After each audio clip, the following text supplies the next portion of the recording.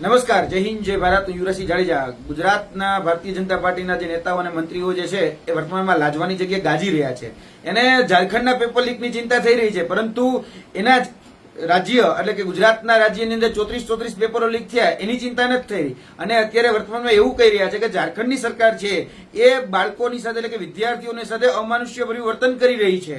હવે દિલ્હીની અંદર હમણાં જ જંતર મંતરના મેદાન ઉપર જયારે આંદોલનો થયા ત્યારે એની ઉપર જે લાઠીચાર્જ કરવામાં આવ્યો, એની ઉપર જે બર્બરતા આચરવામાં આવી, જોવા જઈએ તો જે પેલેટ ગનનો ઉપયોગ કરવામાં આવ્યો, ત્યારે તમારી આ અભિગમ ક્યાં ગયો હતો? તમે અત્યારે લાજવાની જગ્યાએ જે ગાજી રહ્યા છો, તમે ઝારખંડના પેપર લીકની ચિંતા કરી રહ્યા છો, તો તમારું જ ગુજરાત અને ગુજરાતના જ પનોતા પુત્ર જ્યાંથી આવે છે એવા આદરણીય નરેન્દ્ર મોદી સાહેબનું ગુજરાત, અમિત શાહ સાહેબનું ગુજરાત, અને એ જ ગુજરાતની અંદર 34 પેપર લીક થયા છે. ત્યારે તમારું ડાપણ ક્યાં ગયું હતું? કારણ કે આ ડાપણ ત્યારે પણ દેખાડતું ને, કારણ કે ગુજરાતમાં છેલ્લા 10 વર્ષમાં 2014 થી લઈને 2024 સુધીમાં 34 પેપર લીક થયા છે. અને આ 34 લીક જે પેપર લીક થયા એના આરોપીઓ ક્યાં છે? એને તો તમે છાવરોનું કામ કર્યું છે, એને તો પકડીને ભારતીય જનતા પાર્ટીના કોષાધ્યક્ષ બનાવ્યા છે, યુવા મોરચાના અધ્યક્ષ બનાવ્યા છે. ત્યારે તમારી આ જે સુફિયાની વાતો જે છે એ હાથીના દાંત જેવી કેમ થઈ જાય છે? ગુજરાતમાં જયારે વાત કરવાની આવે ત્યારે હાથીના દાંત દેખાડવાના ચાવવાના અલગ બની જાય છે. ઝારખંડના પેપર લીકની વાત કરવાના, ઝારખંડની રીતે કામ કરશે. તમે ગુજરાતમાં શું કામ કર્યું એ કહ્યું ને.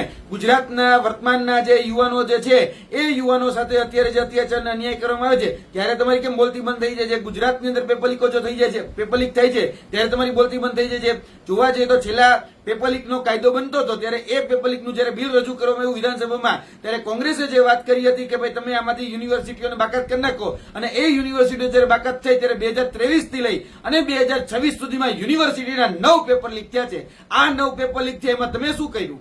તમે ફક્ત પરીક્ષા રદ અને તમારા જે મળતિયા, તમારા જે લાગુ કે તમારા જે ઓળખાણવાદ પરિવારવાદના જે લોકો હતા એને તમે એસઆઈટી ના નામે કે તપાસના નામે છાવરી લીધા અને બચાવી લીધા. એના છત્રછાયા ઉપર તમારા આશીર્વાદ છે.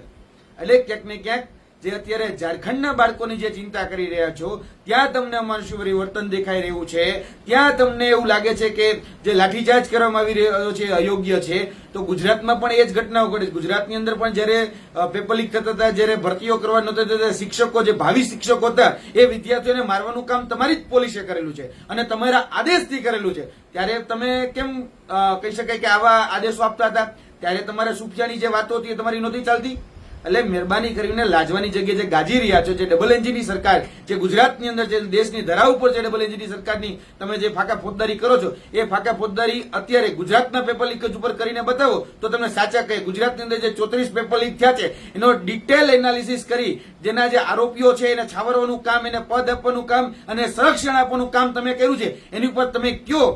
તે જગ્યાએ અમે ડિબેટ કરવા માટે તૈયાર છીએ અને તમે ઓપન ચેલેન્જ છે, તમે જ્યાં કહેશો ત્યાં અમે તમારી સામે આ ગુજરાતના પેપર લીક ઉપર તમે કયો એ સમયે, તમે કયો એ સ્થળે અને તમે જે કહેશો એ મુદ્દા ઉપર, ગુજરાતના પેપર લીકેજના મુદ્દા ઉપર એ ચર્ચા કરવા માટે અમે તમારી સાથે તૈયાર છીએ. બોલો, છે તમારી તૈયારી? તો બતાવજો અમને. જય હિન્દ, જય ભારત.